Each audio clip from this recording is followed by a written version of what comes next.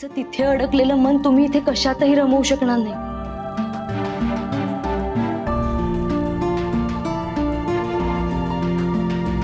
तुम्हाला तिला खरंच आनंदात बघायचं असेल तर तुम्हाला तुमचा आडमुठेपणा सोडावा लागेल. पुरे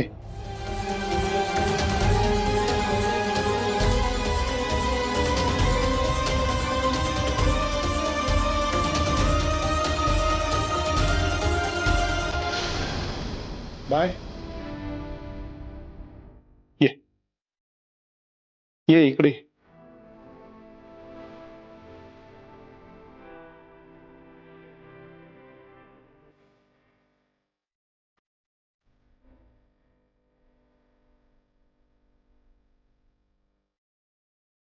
असं आहे ना बाय, तुझी आई गेली ना तेव्हा मला वाटलं संपलं आपलं आयुष्य. पण तसं नसतं. पुढाच्याही जाण्यामुळे आपलं आयुष्य कधीच संपत नाही, ते सुरूच राहतं. माणसं येतात, माणसं जातात, पण आयुष्य सुरूच असतं. माणूस जगतच असतो. समोरच्या माणसाला फोन बिझी लागला म्हणजे आणि त्यांनी परत फोन केलाच नाही तर आम्ही काय करायचं? हे बघा, परत फोन करून त्रास दिलात ना तर बघा, ठेवा फोन. हो हो, जाऊ दे आता. जाऊ दे कसं ताई? सकाळपासून वाट बघतेस तू त्या फोनची आणि या असल्या फोनमुळे त्यांना बिझी लागला म्हणजे याला काय अर्थ आहे? ते काही नाही. तू आत्ताच्या आत्ता वैदेहीला परत फोन कर आणि विचार पत्र मिळालं की नाही ते. कदाचित नसेल मिळालं. कदाचित नाही, कन्फर्म कर एकदा. आपण इथे उगीच आशा लावून बसलोय ताई. हे बघ, ह्याच फोनवरून फोन कर. तात्यांच्या फोनची पण गरज नाहीये.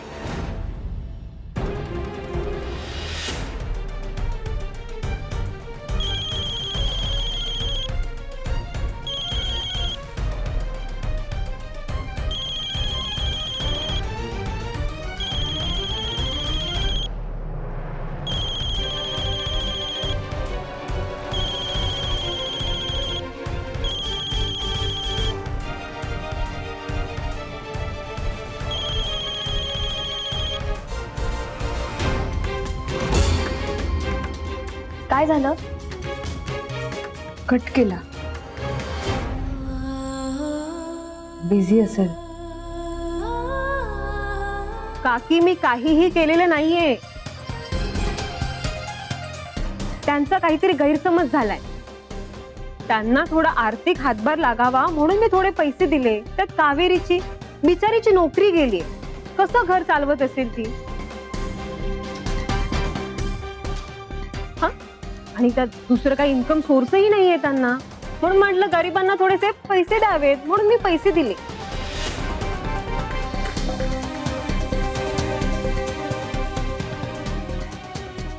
आता मी गुड जेस्चर म्हणून दिले. त्यांनी हा एवढा मोठा गैरसमज करून घेण्याची काहीच गरज नव्हती. हा शिशी, काय माणसं आहेत नाही.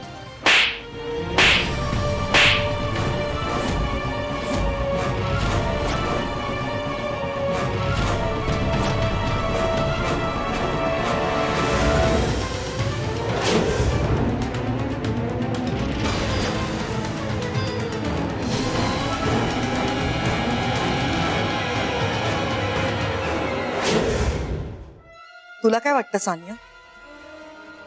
मी तुला ओळखत नाही? तू मुद्दाम केलंस हे.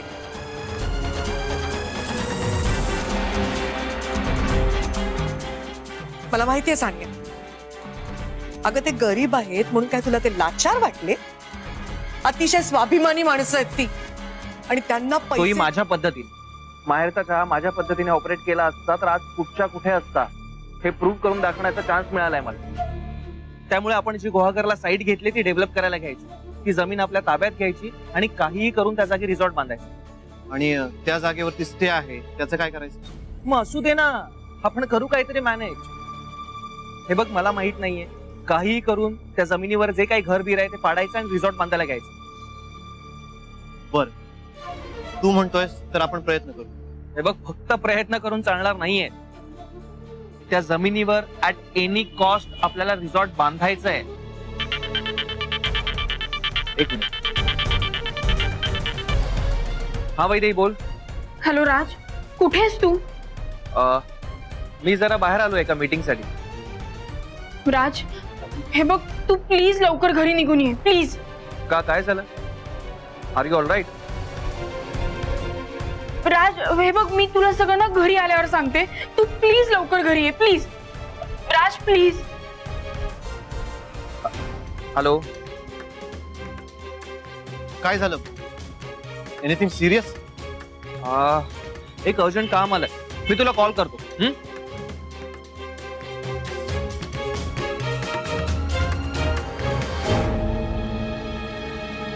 त्याच्या नावाखाली या असल्या खोट्या माणसांना जपायचं.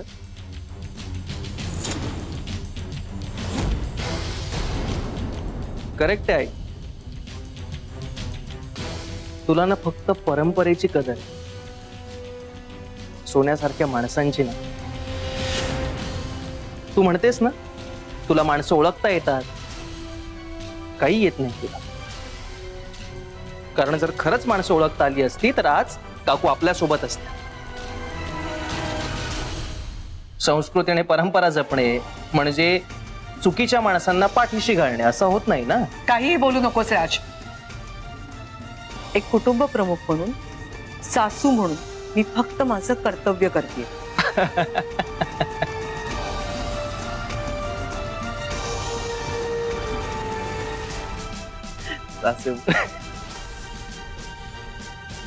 नाही, परंपरा जपण्याच्या नादाखाली एकतरी ह्या खोट्या चुकीच्या माणसांना पाठीशी घालतेस. पण एक सजेशन होत आहे, जिथून तू या संस्कृती आणि परंपरेवर PhD केली आहेस ना, तिथूनच माणसं ओळखण्याच्या विषयात एखादा क्रॅश कोर्स करता येतो का ते बघ. छान. बरं मला सांग, तू घरी आणि ऑफिसमध्ये पूजा केलीस का? आजच्या दिवशी सुद्धा झोपून राहिलीस? नाही नाही, मी सकाळीच ऑफिसमध्ये गेले होते पूजा करायला आणि संध्याकाळची पूजा राजच्या घरी करणार आहे. म्हणजे मोहितांच्या घरी आहे संध्याकाळची पूजा. मोहितांच्या घरी जाणार आहेस का? हो म्हणजे काऊ, म्हणजे आपण दोघी असतो तर दोघी एकत्र गेलो असतो ना. पण आता तू नाही आहेस. खर तर काऊ मला वाटलं होतं तू इथे असतीस तर छान तुझ्याकडनं साडी नेसवून घेतली असती. पण आता तू नाही आहेस तर मी एकटी बोर होईन ग काऊ, म्हणून जाते. बट डोंट वरी, मी त्यांना तुझ्याकडनं शुभेच्छा देईन. हा, नाही नको, काही गरज नाहीये माझ्या वतीने कोणाला शुभेच्छा देण्याची. आणि तू माझा विषयही काढू नकोस तिकडे. माझा आणि त्यांचा संबंध संपलाय.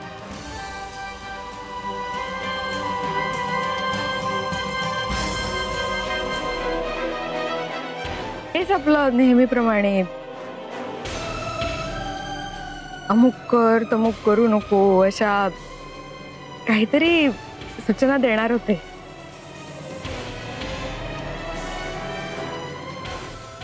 पण त्याआधीच तू ही बातमी देऊन माझ्यावर बॉम्बच टाकलास. अगं दिवाळी आहे तर खूप मोठा धमाका झालाच पाहिजे ना. पण काऊ, तुझा का आवाज असा डाऊन वाटतोय?